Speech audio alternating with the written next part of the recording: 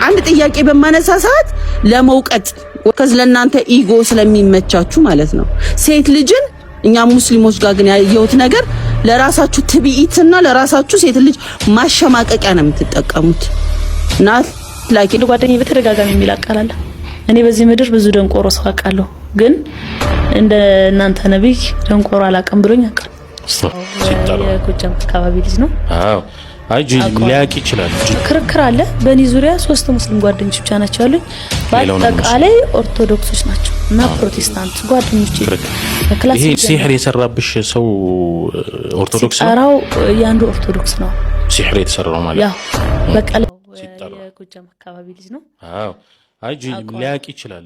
ክርክር አለ። በእኔ ዙሪያ 3 ሙስሊም ጓደኞች ብቻ ናቸው ያሉኝ። በአጠቃላይ ኦርቶዶክሶች ናቸው እና ፕሮቴስታንት ጓደኞች።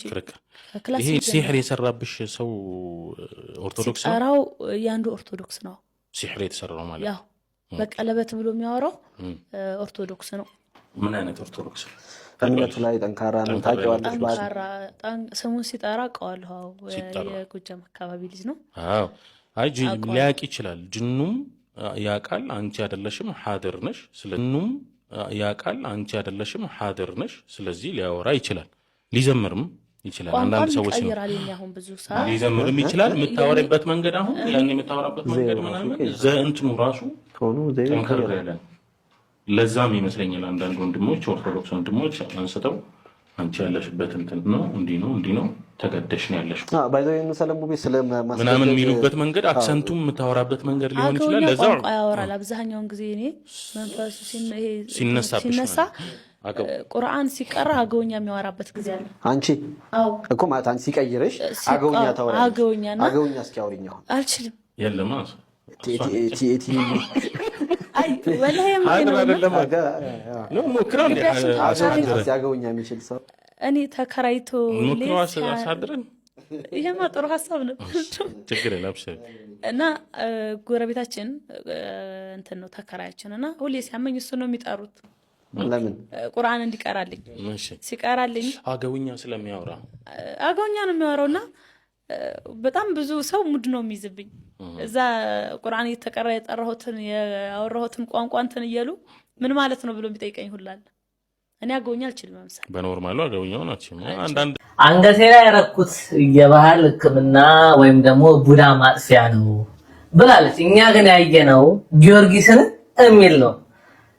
ማን ነው ችግሩኛ ጋር ወይስ ኤአይ ነው? ያስቸጋሪው ነገር አሁን እሱ ጋር ምንድነው እሱ ሎዛ ሚዲያ ላይ ያየነው የጊዮርጊስ መስቀል እንደሆነ ነው። እሷ ግን እያለችን ያለችው ደግሞ አይ የድግምት ማጥፊያ ዝም ብሎ ማተም ነው፣ ክር ነው ዝም ብሎ መድኃኒትን የታሰረው የሚል ነው። ሎዛ ሚዲያ ላይ ግን ያየነው እኛ ባይናችን ጊዮርጊስ የሚል ነው። እሷም አሳይታለች። እንደገናም ደግሞ ኢንተርቪው ያደረጋትም ጠይቋታል። ጊዮርጊስን ነው ባይዞ ጊዮርጊስ የሚለው እንትኑ ማሳየት ብቻ ሳይሆን ሰማዕቱ ጊዮርጊስንም እንዲቴል ታሪኩንም ስለምታይ ተናግራለች። እዛ ላይ ቀረበች። አስፈለገ ደግሞ ስክሪንሾት አድርገን እናስቀምጥላችኋለን። አዎ ሌላኛው እማሙ እንዴት ነበር የሚያደርግሽ ብሎ 15ኛው ደቂቃ ከ10 ሰከንድ ላይ ጠይቋት ነበር። ጨለማ ሲሆን ዝም ብዬ ወጥቼ እሄዳለሁ፣ የሆነ ጫካ ውስጥ እሄዳለሁ፣ እዛም ላድርሻለሁ ብላለችና ያ አሁን እንደዚህ አይነት ነገሮች ምንድነው እሱ ቅድም እንዳልኩ ነው። መሐመድም እንደዚህ አይነት ነገሮች ሲገጥሙት ነበረ። ሱና ነው በእስልምናው እንደዚህ ለሊት ተነስቶ በየገደሉ በየሾሎኮ በየመቃብር ቦታ ላይ መሄድ የተለመደ ነው። ስለዚህ ሴቷ ቨርዥን መሐመድ ማለት ነች እቺ በሴቷ ቨርዥን መሐመድ ሙሉ ለሙሉ ያ ማስረጃ ለሚፈልጉ ሳይ ሙስሊም 974 ቢ ላይ አይሻ እንደዚህ ትላለች when it was my turn for the Allah's messenger to spend the night with me በኔ ተራ በሆነ ቀን ሙሐመድ ከኔ ጋር መተኛት ባለበት ቀን ተሚስቶቹ ጋር ከፋፍሎ እሷ ጋር የሚተኛ ቀን ጭንቅላቱን ወደ ግራ ያዞርና እግሩን ወደ ጭንቅላቱ ያደርግና ይተኛል። ልክ እንቅልፍ የወሰዳት ሲመስለው ቀስ ብሎ ይነሳል፣ ጫማውን ይይዛል፣ በር ከፍቶ ይወጣል አለች። አይሻም ተንኮለኛ ነች። ምን የምታደርግ ጥሩ ነው። he took hold of his mantle slowly and put on the shoes slowly and opened the door and went out and then closed it lightly ቀስ ብሎ ጫማው ማሰሪያ ይዞ ጫማውን አጠለቀ፣ ወጣ፣ በሩን ከፈተና ቀስ ብሎ ዘጋና ሄደ አለች። እሷ ምን ታደርግ መሰለህ then እሷ ምን አደረገች? I covered my head, put on my veil and tightened my waist warped. ሂጃቤን ለበስኩኝ፣ ወገቤን አሰርኩኝ።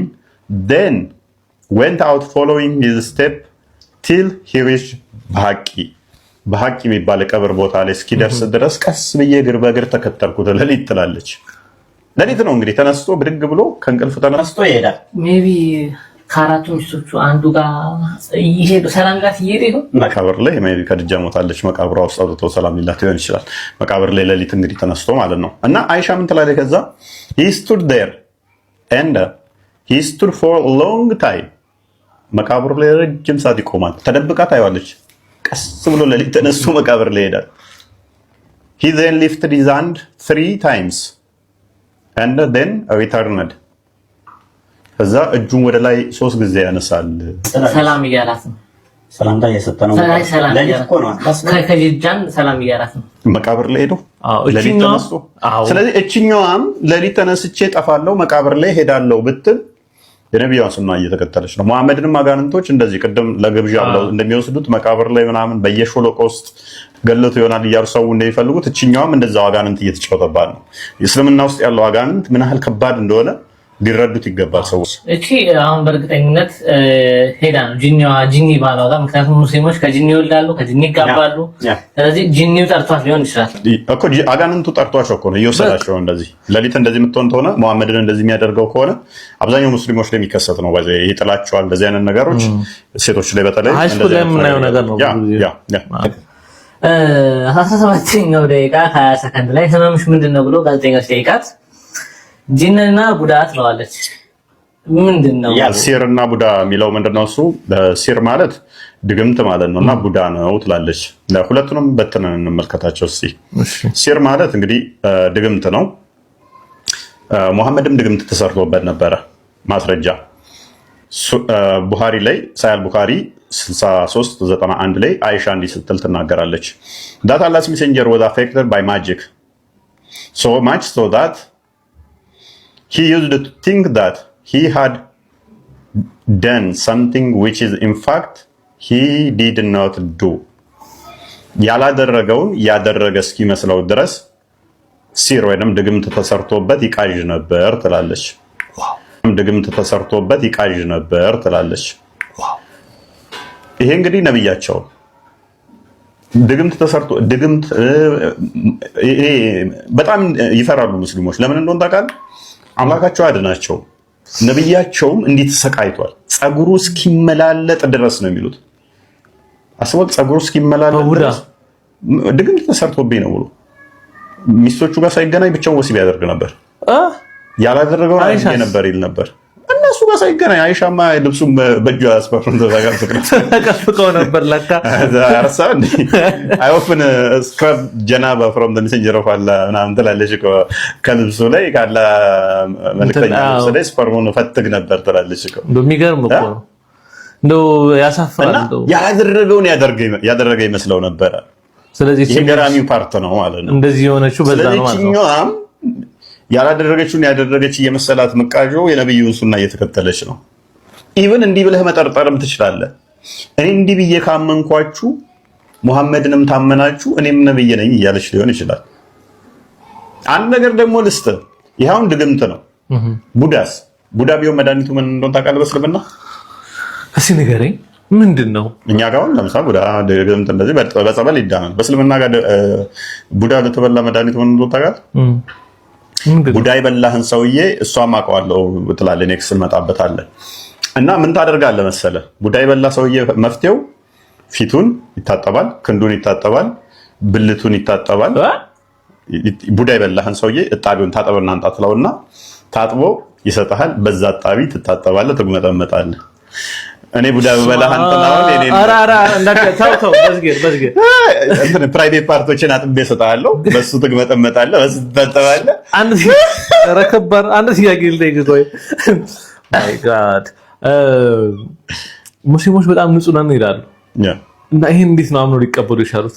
ይሄ መድኃኒት ነው። ኤክሰፕሽን እንዴት ተሳወቁት? እሺ ቡዳ ውስጡ እንደሆነ ቡዳውስ እንዴት አሁን የምጠረጥረው ሰው ለምሳሌ እኔ ንጽጽር አንድ የጀመርኩት እኮ በዚህ ተነሳ ስልጤ ላይ ካስታወስክ ልጆቻችንን ድግምት አድርገው ቡዳ በልተው እጣቢያቸውን አንጡ ስንል ቪዲዮን እንከተዋለን። እንደው እጣቢያቸውን አንጡ ስንል እምቢ ብለውን ነው ምናምን ብለው ማለት ነው።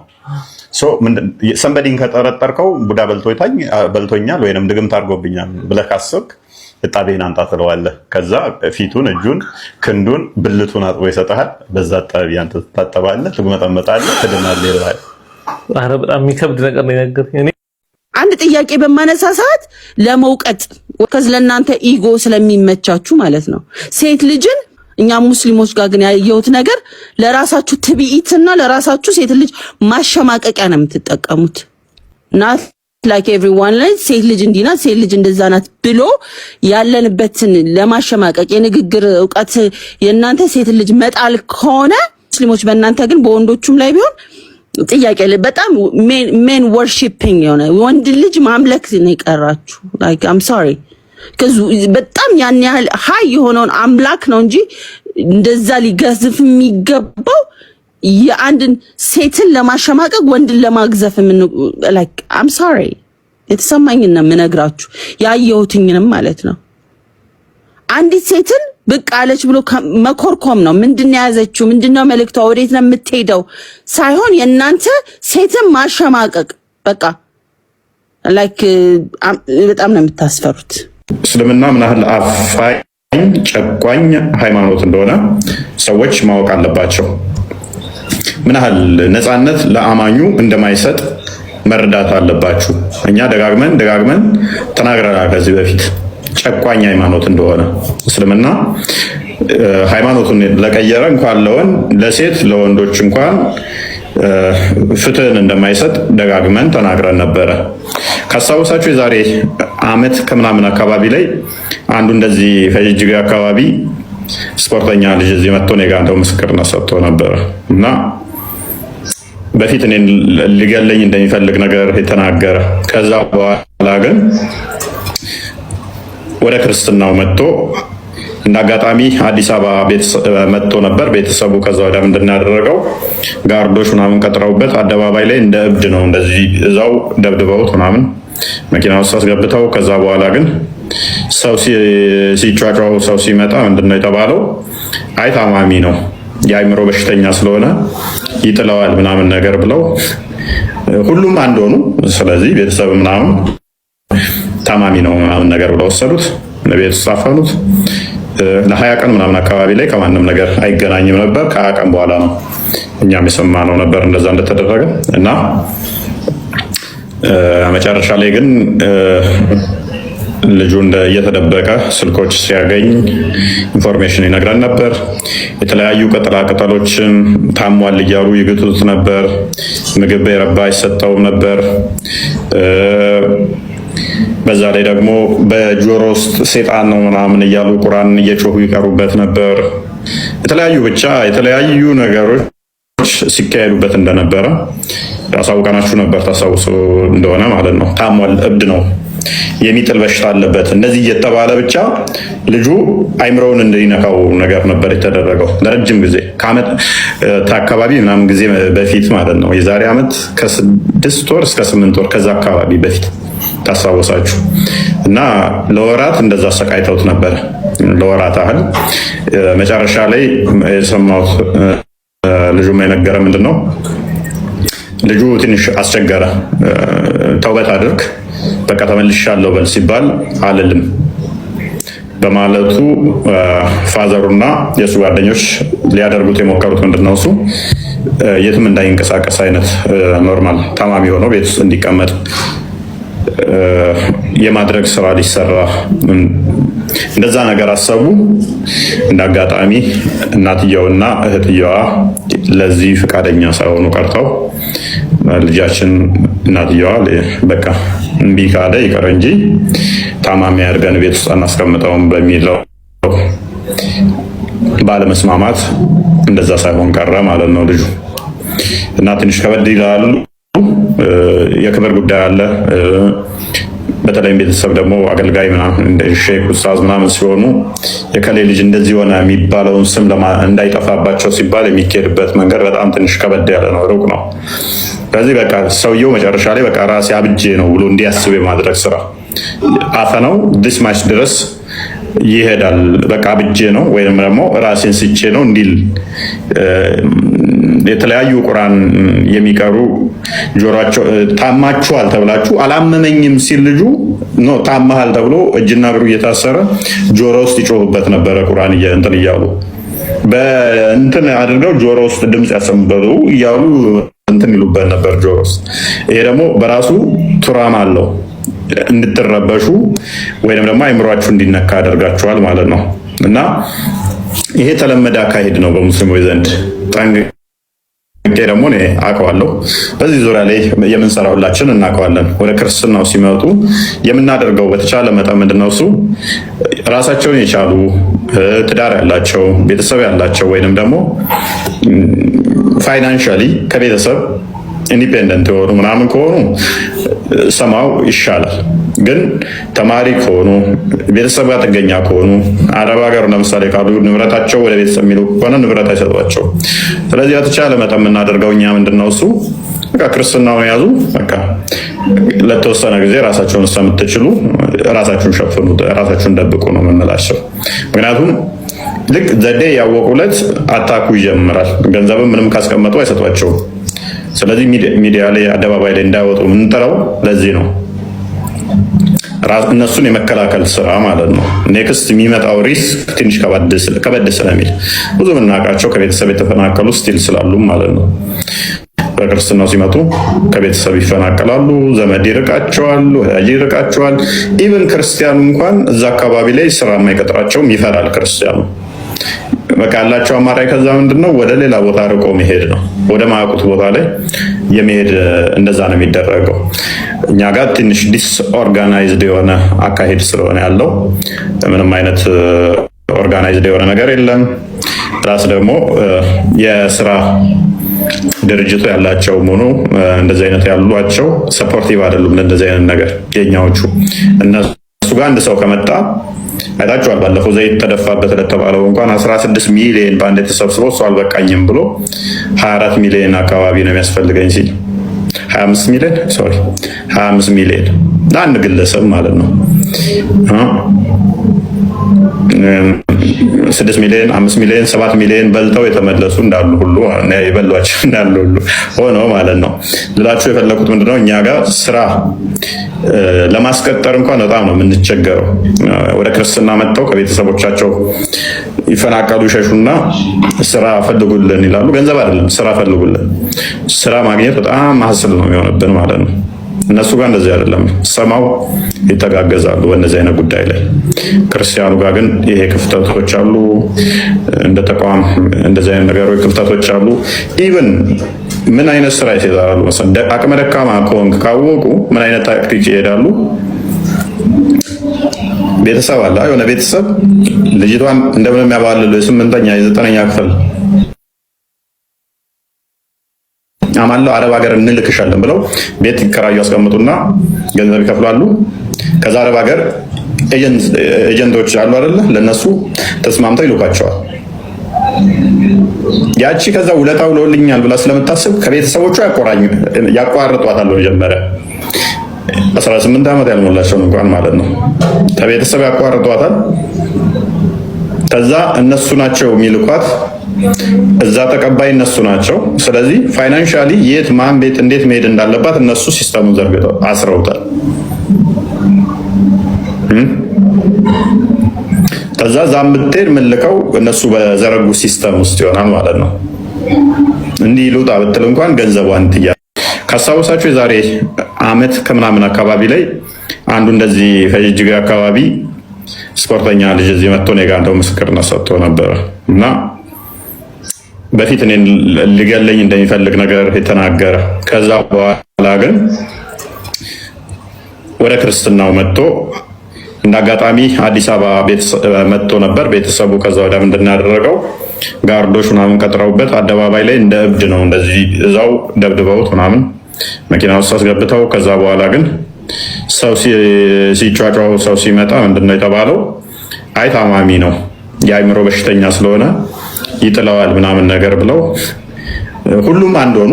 ስለዚህ ቤተሰብ ምናምን ታማሚ ነው ምናምን ነገር ብለው ወሰዱት፣ ቤት ጻፈኑት። ለ20 ቀን ምናምን አካባቢ ላይ ከማንም ነገር አይገናኝም ነበር። ከ20 ቀን በኋላ ነው እኛም የሰማነው ነበር እንደዛ እንደተደረገ እና መጨረሻ ላይ ግን ልጁ እየተደበቀ ስልኮች ሲያገኝ ኢንፎርሜሽን ይነግረን ነበር። የተለያዩ ቅጠላቅጠሎችን ታሟል እያሉ ይግጡት ነበር። ምግብ የረባ አይሰጠውም ነበር። በዛ ላይ ደግሞ በጆሮ ውስጥ ሴጣን ነው ምናምን እያሉ ቁርአን እየጮሁ ይቀሩበት ነበር። የተለያዩ ነገሮች ሲካሄዱበት እንደነበረ ያሳውቀናችሁ ነበር፣ ታስታውሱ እንደሆነ ማለት ነው። ታሟል፣ እብድ ነው፣ የሚጥል በሽታ አለበት፣ እንደዚህ እየተባለ ብቻ ልጁ አይምሮውን እንዲነካው ነገር ነበር የተደረገው ለረጅም ጊዜ ከዓመት አካባቢ ምናምን ጊዜ በፊት ማለት ነው። የዛሬ ዓመት ከ6 ወር እስከ 8 ወር ከዛ አካባቢ በፊት ታስታውሳችሁ እና ለወራት እንደዛ አሰቃይተውት ነበር። ለወራት ያህል መጨረሻ ላይ የሰማሁት ልጁ የነገረ ምንድን ነው፣ ልጁ ትንሽ አስቸገረ። ተውበት አድርግ በቃ ተመልሻለሁ በል ሲባል አልልም በማለቱ ፋዘሩና የእሱ ጓደኞች ሊያደርጉት የሞከሩት ምንድን ነው፣ እሱ የትም እንዳይንቀሳቀስ አይነት ኖርማል ታማሚ ሆኖ ቤት ውስጥ እንዲቀመጥ የማድረግ ስራ ሊሰራ እንደዛ ነገር አሰቡ። እንደ አጋጣሚ እናትየውና እህትየዋ ለዚህ ፈቃደኛ ሳይሆኑ ቀርተው ልጃችን እናትየዋ በቃ እምቢ ካለ ይቀር እንጂ ታማሚ አድርገን ቤት ውስጥ አናስቀምጠውም በሚለው ባለመስማማት እንደዛ ሳይሆን ቀረ ማለት ነው ልጁ እና ትንሽ ከበድ ይላሉ። የክብር ጉዳይ አለ። በተለይም ቤተሰብ ደግሞ አገልጋይ ምናምን እንደ ሼክ ኡስታዝ ምናምን ሲሆኑ የከሌ ልጅ እንደዚህ ሆነ የሚባለውን ስም እንዳይጠፋባቸው ሲባል የሚካሄድበት መንገድ በጣም ትንሽ ከበድ ያለ ነው፣ ሩቅ ነው። ስለዚህ በቃ ሰውየው መጨረሻ ላይ በቃ ራሴ አብጄ ነው ብሎ እንዲያስብ የማድረግ ስራ አፈነው ዲስማች ድረስ ይሄዳል። በቃ አብጄ ነው ወይንም ደግሞ ራሴን ስቼ ነው እንዲል የተለያዩ ቁርአን የሚቀሩ ጆሮአቸው ታማችኋል ተብላችሁ አላመመኝም ሲል ልጁ ነው ታማሃል ተብሎ እጅና እግሩ እየታሰረ ጆሮ ውስጥ ይጮህበት ነበረ። ቁርአን እንትን እያሉ በእንትን አድርገው ጆሮ ውስጥ ድምጽ ያሰሙበት እያሉ እንትን ይሉበት ነበር ጆሮ ውስጥ። ይሄ ደግሞ በራሱ ቱራማ አለው፣ እንድትረበሹ ወይንም ደግሞ አይምሯችሁ እንዲነካ ያደርጋችኋል ማለት ነው። እና ይሄ ተለመደ አካሄድ ነው በሙስሊሞች ዘንድ ደግሞ እኔ አውቀዋለሁ። በዚህ ዙሪያ ላይ የምንሰራው ሁላችን እናውቀዋለን። ወደ ክርስትናው ሲመጡ የምናደርገው በተቻለ መጠን ምንድነው እሱ ራሳቸውን የቻሉ ትዳር ያላቸው ቤተሰብ ያላቸው ወይንም ደግሞ ፋይናንሻሊ ከቤተሰብ ኢንዲፔንደንት የሆኑ ምናምን ከሆኑ ሰማው ይሻላል። ግን ተማሪ ከሆኑ ቤተሰብ ጋር ጥገኛ ከሆኑ አረብ ሀገር ለምሳሌ ካሉ ንብረታቸው ወደ ቤተሰብ የሚሉ ከሆነ ንብረት አይሰጧቸው። ስለዚህ በተቻለ መጠን የምናደርገው እኛ ምንድነው እሱ በቃ ክርስትናውን ያዙ፣ በቃ ለተወሰነ ጊዜ ራሳቸውን እስከምትችሉ ራሳችሁን ሸፍኑ፣ ራሳችሁን ደብቁ ነው የምንላቸው። ምክንያቱም ልክ ዘዴ ያወቁለት አታኩ ይጀምራል። ገንዘብም ምንም ካስቀመጡ አይሰጧቸውም። ስለዚህ ሚዲያ ላይ አደባባይ ላይ እንዳይወጡ የምንጠራው ለዚህ ነው፣ እነሱን የመከላከል ስራ ማለት ነው። ኔክስት የሚመጣው ሪስክ ትንሽ ከበድ ስለሚል ብዙ የምናውቃቸው ከቤተሰብ የተፈናቀሉ ስቲል ስላሉ ማለት ነው። በክርስትናው ሲመጡ ከቤተሰብ ይፈናቀላሉ፣ ዘመድ ይርቃቸዋል፣ ወዳጅ ይርቃቸዋል። ኢቨን ክርስቲያኑ እንኳን እዛ አካባቢ ላይ ስራ የማይቀጥራቸውም ይፈራል ክርስቲያኑ። በቃ ያላቸው አማራጭ ከዛ ምንድነው ወደ ሌላ ቦታ ርቆ መሄድ ነው፣ ወደ ማያውቁት ቦታ ላይ የመሄድ እንደዛ ነው የሚደረገው። እኛ ጋር ትንሽ ዲስኦርጋናይዝድ የሆነ አካሄድ ስለሆነ ያለው ምንም አይነት ኦርጋናይዝድ የሆነ ነገር የለም። ፕላስ ደግሞ የስራ ድርጅቱ ያላቸው ሆኖ እንደዚህ አይነት ያሏቸው ሰፖርቲቭ አይደሉም ለእንደዚህ አይነት ነገር የኛዎቹ። እነሱ ጋር አንድ ሰው ከመጣ አይታችኋል። ባለፈው ዘይት ተደፋበት ለተባለው እንኳን 16 ሚሊዮን በአንድ ተሰብስቦ እሱ አልበቃኝም ብሎ 24 ሚሊዮን አካባቢ ነው የሚያስፈልገኝ ሲል 25 ሚሊዮን ለአንድ ግለሰብ ማለት ነው። 6 ሚሊዮን 5 ሚሊዮን 7 ሚሊዮን በልተው የተመለሱ እንዳሉ ሁሉ ይበሏቸው እንዳሉ ሁሉ ሆኖ ማለት ነው። ልላችሁ የፈለኩት ምንድነው እኛ ጋር ስራ ለማስቀጠር እንኳን በጣም ነው የምንቸገረው። ወደ ክርስትና መጥተው ከቤተሰቦቻቸው ይፈናቀሉ ይሸሹና ስራ ፈልጉልን ይላሉ። ገንዘብ አይደለም ስራ ፈልጉልን። ስራ ማግኘት በጣም ማህሰል ነው የሚሆንብን ማለት ነው። እነሱ ጋር እንደዚህ አይደለም፣ ሰማው ይተጋገዛሉ በእነዚህ አይነት ጉዳይ ላይ። ክርስቲያኑ ጋር ግን ይሄ ክፍተቶች አሉ። እንደ ተቋም እንደዚህ አይነት ነገሮች ክፍተቶች አሉ። ኢቭን ምን አይነት ስራ ይሰራሉ መሰለህ? አቅመ ደካማ ከሆንክ ካወቁ ምን አይነት ታክቲክ ይሄዳሉ? ቤተሰብ አለ፣ የሆነ ቤተሰብ ልጅቷን እንደምንም ያባልሉ የ8ኛ የ9ኛ ክፍል አማለው አረብ ሀገር እንልክሻለን ብለው ቤት ይከራዩ ያስቀምጡና ገንዘብ ይከፍላሉ። ከዛ አረብ ሀገር ኤጀንቶች አሉ አይደለ? ለነሱ ተስማምተው ይልኳቸዋል። ያቺ ከዛ ውለታ ውለውልኛል ብላ ስለምታስብ ከቤተሰቦቿ ያቋርጧታል። መጀመሪያ 18 ዓመት ያልሞላቸውን እንኳን ማለት ነው ከቤተሰብ ያቋርጧታል። ከዛ እነሱ ናቸው የሚልኳት፣ እዛ ተቀባይ እነሱ ናቸው። ስለዚህ ፋይናንሻሊ የት ማን ቤት እንዴት መሄድ እንዳለባት እነሱ ሲስተሙን ዘርግተው አስረውታል። ከዛ ዛም ብትሄድ ምልከው እነሱ በዘረጉ ሲስተም ውስጥ ይሆናል ማለት ነው። እንዲህ ሉጣ ብትል እንኳን ገንዘቧን ትያዛለች ማለት ነው። ዲስ ማች ቼን አለ እነሱ ጋር ግን ስቲል ሰማው ቲክቶክ ላይ ባለ ነው ክርስቶስ ረድቶን የእስልምናን ጓዳ ጉድጓዳውን አፈራርሰነዋል። እንዲህ ቀላል ስራ አይደለም የተሰራባቸው። ይህንን የከረፋ አስተምሮ ከማጋለጥ እስከ ቻሌንጅ ማድረግ። አሁን አብዛኛው ክርስቲያን የእስልምና ድራማ ውሸት የተገለጠለት ይመስለኛል። ምን ያህል ጨካኝ እንደሆኑ፣ ምን ያህል አጭበርባሪም እንደሆኑ ክርስቲያኑ አሁን ላይ ጭምብሉ የተገለጠለትና እንደ ድሮው የሚያሸበሽብ የሚያሸረግድ ሰማው ቀንሰናል። እኛን የሚሰሙ እኛ ጋር ያሉ ምን ያህል ፖለቲካ እንደሚሰሩ፣ ምን ያህል እንደሚዋሹ፣ ምን ያህል ድራማ እንደሚሰሩ የተገነዘባችሁ ይመስለኛል። እና ይሄ ጥሩ ነው፣ ጥሩ ነው። ደጋግመን ነግረናችሁ ነበር፣ ደጋግመን ብለናችሁ ነበረ። ይሄ ተሳክቶልናል ብዬ አምናለሁ። ወደፊትም ምንድነው እሱ ብልህ በእባብ ሁለት አይነደፍም። አንዴ ከተነደፍክ በቂ ነው። እኔ እሱን ነው ማምነው። ማንም አይሳሳት የለም ብዬ አምናለሁ። ማንም ሰው ሊሳሳት ይችላል ብዬ ማምን ሰው ነኝ። ነገር ግን ደጋግመን አንሳሳታትም። ዛሬ ልትመታ ትችላለህ፣ ነገ የምትቀጠቀጥ ተነገ ወዲያ የምትቀጠቀጥ ከሆንክ እሱ ጤናማ አይደለም፣ ጤናማ አይደለም፣ ጤናማ አይደለም ማለት ነው። ስለዚህ አንዴ ልትፎገር ትችላለህ፣ ሁለቴ ልትፎገር ትችላለህ፣ ሶስቴ አራቴ ከሆነ ግን በቃ ጅል ነህ አንተ፣ የለህም በህይወት አብቅቶልሃል። ጀናዛ ነህ፣ ጀናዛ ነህ፣ ሬሳ ነህ።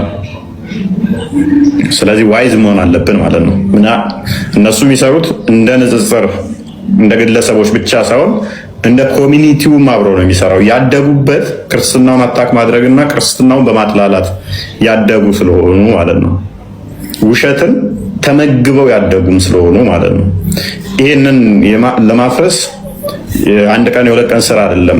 የተበከለ ነገር እዚህን ሞልቶታል። ይህንን የተበከለ ነገር የሞላባቸው ስለሆነ ይህንን ለማጽዳት ቴክስ ታይም ሰው ያንን ስራ ለመስራት ጥሩ ፕላትፎርም ቲክቶክ ሰጥቶናል። አሳክተነዋልም። ያላሳካን የሚሉ ካለ አላቅም። እስልምና ማን ነው ምንድን ነው የሚለውን ሰማው ቻሌንጅ ሊደረግ ይችላል አይችልም የሚለውን አሳይተናል ብዬ ማምን ሰው ነኝ እኔ። ሰንበዲ ዛሬ ቢያቆም እኛ ከምንሰራ ውስጥ ነገ የሚሰራ ትውልድ እስልምናን ቻሌንጅ ማድረግ እንደሚቻል አሳይተናል። ያ ትልቅ እውቀት ጉዳይ ብቻ ሳይሆን የእውቀት ጉዳይ መኖር አለመኖር ብቻ ሳይሆን ዋጋ መክፈል ባለብን ላይ ዋጋ ከፍለን ገንዘብ ሰጠ ቆመ ማየት ቀላል ሊሆን ይችላል። እንዲያደርጉ ብለህ ማለት ቀላል ሊሆን ይችላል። ባለህ ዕውቀት ላይ መናገር ቀላል ሊሆን ይችላል። የምታውቀውንም ማስረዳት ቀላል ሊሆን ይችላል። እንዳታስረዳ የምታውቀውንም አፍኖ የሚይዝ ማህበረሰብን ማስረዳት ይሄ የተደፈነ መስማት ማይፈልግ እንዲሰማ ማድረግ የተደፈነን ጭንቅላት እንዲሰማ ቁጭ ብሎ እንዲያደምጥ ማድረግ በጣም ቻሌንጂንግ ነው።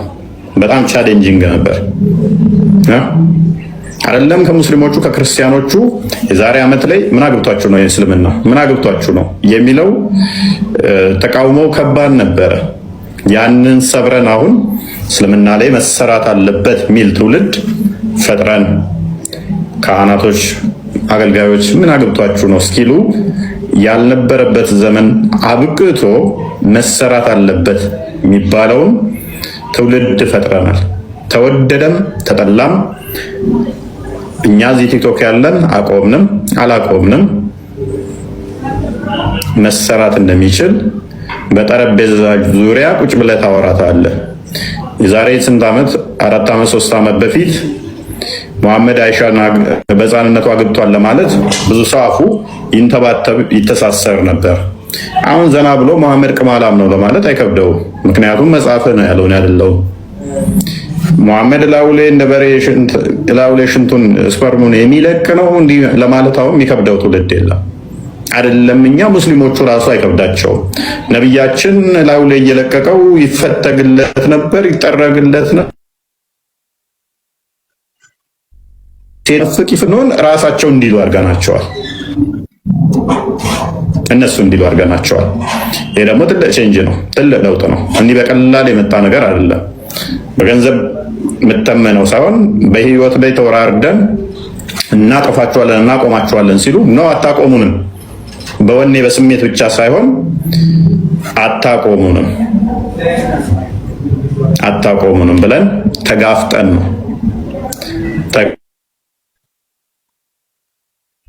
ጋፍጠን ነው እዚህ ያመጣ ነው። ለዚህ ነው ምሰራው እንደዚህ ነው ምሰሩት እንዲህ ነው ቢለን ስላሞገሰን የምንሰራው አይደለም፣ ስለተቃወመንም የምናቆመው አይደለም።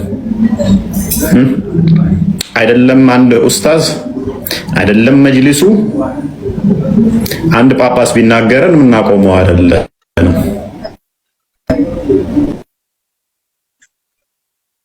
አንድ መምህር ካህን ጳጳስ ቢገባን ስለገባን ማለት ነው። ምን ያህል ጨለማ እንዳለ እዛ ስለተረዳን ማለት ነው። ያልተረዱት እንዲረዱ እናደርጋለን እንጂ ሰንበዲ ያቁሙ ወይንም ደግሞ ሰንበዲ ትክክል አይደላችሁም ቢለን እስልምና ምን አገባን ቢል ቁርአን ለምን ትነካላችሁ ወይንም ሙስሊሞች ምን ያደርጋላቸዋል ቢሉን አሁን የሚያስቆመን አካል የለም ማለት ነው። እኛ ብናቆም እንኳን መጪው ትውልድ ከኛ የተሻለ እውቀት ያለው፣ ከኛ የተሻለ ወኔ ያለው፣ ከኛ የተሻለ ጥበብ ያለው፣ ከኛ የተሻለ አፕሮች ማድረግ የሚችል በሁሉ ነገር የተሻለ ስለሚመጣ ጊዜው እንደዛ ስለሆነ ቆመ ጠብቀኝ ላይ ተምረህ አሁን ባለው ሁኔታ ጋር አትፎካከርም። ገባ ለተሻለ ጭንቅላት ላለው ፈጣን ለሆነ አፕሮች ማድረግ ለሚችል በተሻለ ሁኔታ ትለቃለህ። ብለቅም ግን የማይነቃነቅ አለትን ሰክተንባቸው ነው። ወደዱም ጠሉ የማይነቀል ቅርቃር ቀርቀረንባቸው ነው።